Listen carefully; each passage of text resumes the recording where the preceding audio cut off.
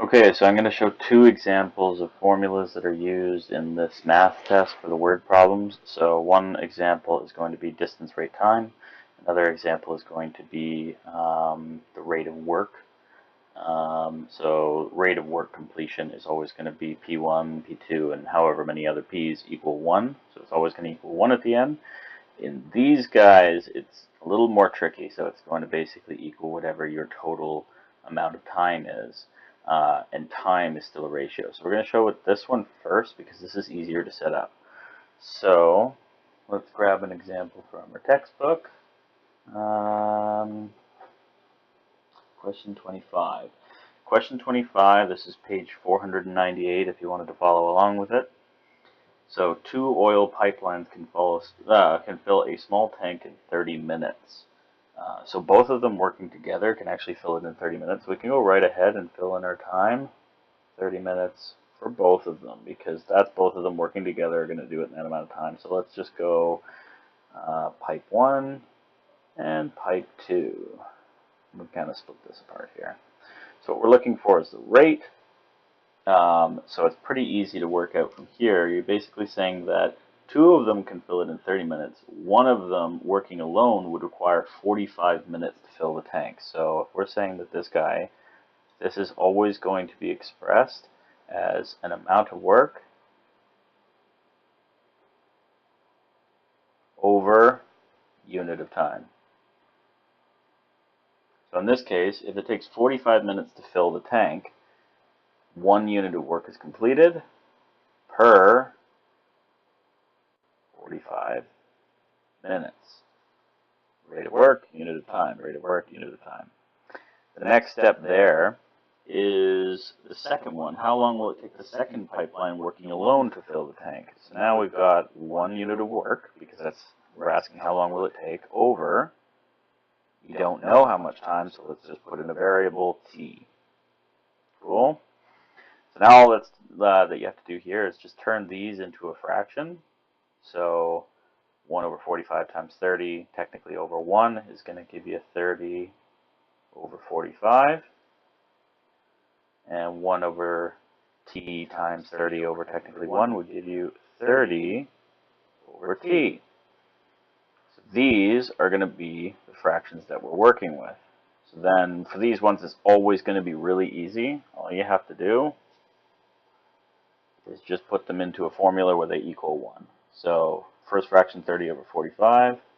30 over 45 plus 30 over t is equal to 1. It's always going to be equal to 1 for the rate of work problems. So now it's really easy to get together. All you'd have to do is just solve this equation where the lowest common multiple would be t in 45, so 45t. So you basically just use this to solve the problem. Over here, this is where it's a little bit different. So we've got a distance, rate, time problem. Let me pull an example from the textbook.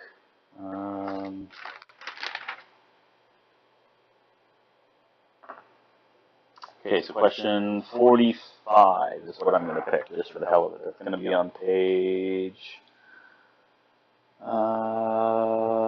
500 of the textbook. So, if we're doing question 45, what it asks is, commuting to and from home, the lab technician traveled 10 miles at a constant rate through congested traffic. So, let's just make our first variable congested traffic. And then upon reaching the expressway, the technician experienced an increased speed. An additional 20 miles was traveled at the increased speed. So we know that we traveled 10 miles through congested traffic. That's a distance of 10 miles. We know that upon reaching the expressway, so let's say express traffic, they traveled an additional 20 miles. Now, they've said that upon reaching the expressway, they increased the speed by 20 miles per hour. So let's just say that the rate for the congested traffic is R, and the rate for going on the expressway is going to be R plus 20, because 20 miles an hour faster. And then the total time for the trip was 1 hour. So basically what we're going to say here, we're going to make these into a fraction just like we did over here. This third box is always going to be a fraction. So 10 times r, or 10 over r is going to be 10 over r. And the other one is going to be 20 over r plus 20. And now these two fractions, we're going to go 10 over r plus 20 over r plus 20 is equal to, this is where it would change. In this situation, it's actually a bad example because it's 1, because it says that the total trip took 1 hour. But whatever the amount of the total trip time took is what you would actually choose as your value on this side. So if it was 5 hours, you would put 5. If it was 10 hours, you put 10. In this case, it is 1, and so then your lowest common multiple is just going to be r times r plus 20. But you just want to remember that this variable here can change based on how long the actual trip took. Whereas with this one, it always equals 1. So if we were to choose a different example, I think question 43 is rate of time is 4. So you would actually have your fraction, and then equals 4. And so that would change. Now, there's one other way that this gets set up that confuses you again, because when you're talking about using the with and against the speed, with and against the distance, sorry, with and against the flow. So what we're going to have here is we'll set up our box again. We'll go with and against. We'll go distance, rate. And this is always set up the same way. It's just how you set up that formula after you've gotten your variables. So with and against, the question 55, that's going to be on page 501, states a commercial jet can fly 550 miles per hour in calm air. So 550 miles per hour in calm. So traveling with the jet stream, so that's going to be 550 for the rate plus r, because this calm air is going to be r. We're just going to call that r. 550 miles per hour plus the calm, or plus the distance, sorry. So that guy there, and that is 2,400 miles. So the distance is 2,400 miles. It takes the same jet 2,000 miles, and that's going against the jet stream, so that's going to be 550 minus r. So 550 minus r, 550 plus r, distance with, distance against. And then your time is going to just be, again, a fraction. So you're just going to go 2,400 over 500 plus r, 2,000 over 550. Sorry, it's 550, not 500. 550 minus r.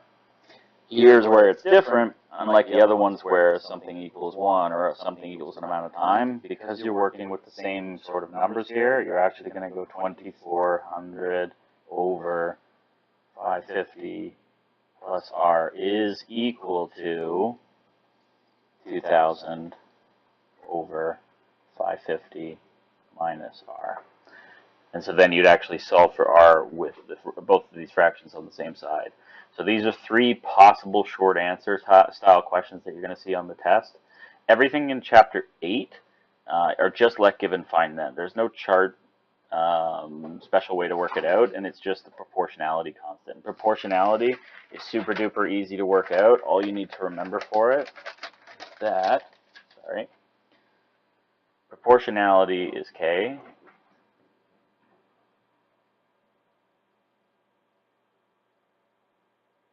And now if it says that something is directly proportional to something else, that would be our proportionality. A equals k times b, and in order to solve for k, it's just a simple rearrangement of the equation. So k would equal a over b. So you have to solve for k, and then you go back and plug k in here once you've gotten a value for what k is from the question. And then they give you like a different variable for b, and so you just multiply k by b and get a. If they say it's inversely proportional, then a is going to be k over b. That's inversely proportional, meaning as one goes up, the other goes down. And again, you just go to solve for k, so k is equal to a times b. Same deal, solve for k, work out what this is, and then go back and put it in here. So it would be whatever you solve for k, they'll give you a value for b, you divide k by b to get a. It's actually really easy. The only complicated part about it is using let, give, and find then. The actual setup of the questions are really, really easy. So I hope those help. If you have questions, let me know. If the video quality is bad, let me know. It's just a test because I'm trying to actually use a light source this time.